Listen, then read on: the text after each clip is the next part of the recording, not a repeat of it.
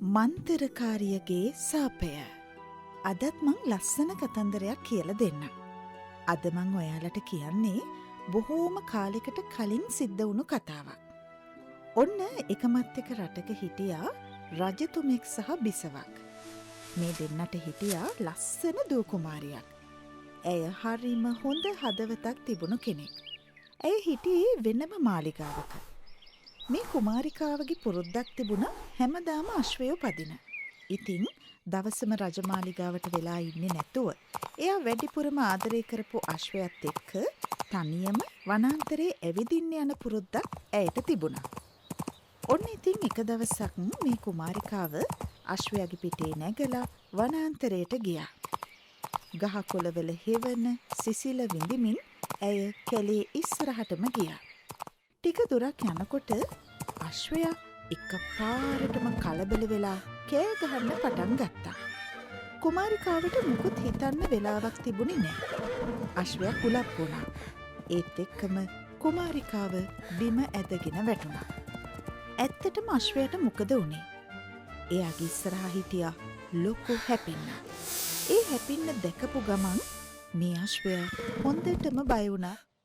බිමට වැටුණු කුමාරිකාවට නැගිට ගන්න අමාරු වුණා. ඇය වේදනාවෙන් කෙඳිරි ගෑවා. කලබල වෙලා හිටපු අශ්වයා ඇයවත් දාලා ආපහු කෙලේ ඇතුළට දිව්වා. දැන් කුමාරිකාවට පේනවා එයාගේ ඉස්සරහා පෙනේ පුප්පගෙන ඉන්න ලොකු හැපින්න. අනේ මට කරදරයක් කරන්න එපා. කුමාරිකාව වේදනාවෙන් කිව්වා.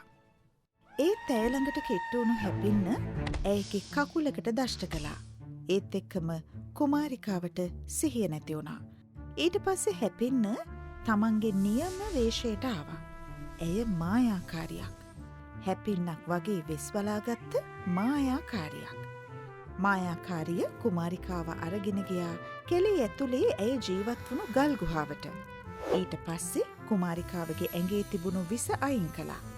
ඒත් කුමාරිකාවට සිහිය ආවේ පැය කීපයක් ගත වුණාටත් පස්සේ. මම මේ කොහෙද ඉන්නේ? කුමාරිකාව සිහිය ආපු ගමන් එහෙම ඇහුවා. ඔබ ඉන්නේ කැලේ ඇතුලේ තියෙන ගල් ගුහාවක. මමයි ඔබව බේරගත්තේ. මායාකාරිය කිව්වා. මට මතකයි මට හැපින්නක් දෂ්ට කළා. ඒත් ඊට පස්සේ සිද්ධ වුණු මොකුත්ම මට මතක නෑ. කුමාරිකාව කිව්වා. මමයි ඔබට දෂ්ට කළේ. ඕනිම වේශයක් ගන්න මට පුළුවන්. මායාකාරිය එහෙම කියනකොට කුමාරිකාව හොඳටම බය වුණා. ඔබට මගෙන් මොනවද ඕනේ? කරුණාකරලා මට මාලිගාවට යන්න දෙන්න. ඔබට ඕනි දෙයක් මම පිය රජතුමාට කියලා අරන් දෙන්නම්. කුමාරිකාව මායාකාරිය ඉස්සරහ බැගෑපත් වුණා. මට ඕනි එක දෙයයි. මගේ අම්මයි තාත්තයි මට දීපු අක්කර ගානක් වටින ඉඩම මට ආපහු ඕනි. ඒ ඉඩම කොහෙද තියෙන්නේ? රජතුමා ඔබ වෙනුවෙන් මාලිගාවක් හැදුවේ ඒ ඉඩමේ තමයි. ඔහු බලහත්කාරයෙන් මගේ ඉඩම අයිති කරගත්තා. දැන් මට ඉන්න තැනක් නෑ. මායාකාරිය එයාට සිද්ධ වුණු දේ කුමාරිකාවට කිව්වා. හොඳයි. මං ඒ ඉඩම ආපහු ඔබට ලබා දෙන්නම්. කරුණාකරලා මට යන්න දෙන්න. කුමාරිකාවට ආපහු මාලිගාවට යන්න දෙන්න මායාකාරිය කැමති වුණා. හැබැයි එක පොරොන්දුවක් පිට මං ආපහු නාගවේශයට එනවා.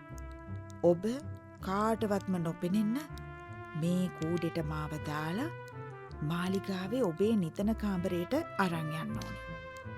මායාකාරියගේ ඒ යෝජනාවට කැමති වුණු කුමාරිකාව පාර හොයාගෙන ආපහු තනියම මාලිගාවට ගියා.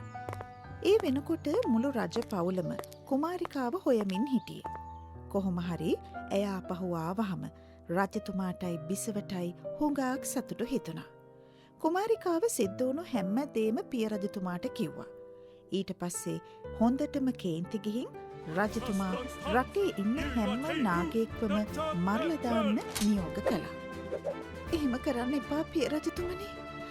මගේ මාලිගාව හදපු ඉඩම ආපහු ඇයට බාර දෙන්න.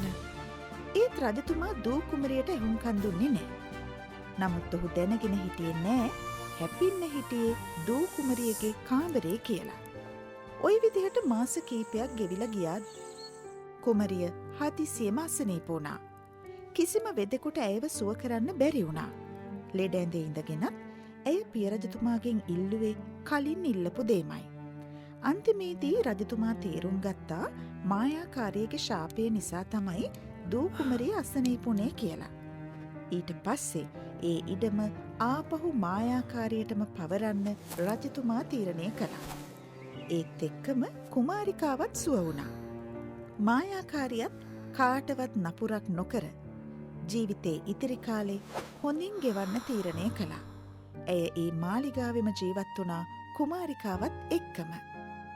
ඉතින් මේ වගේ තව ලස්සන කතන්දර අහන්න කැමති නම් අපේ ගෙදර YouTube නාලිකාව මේ දැන්මම සබ්ස්ක්‍රයිබ් කරන්න.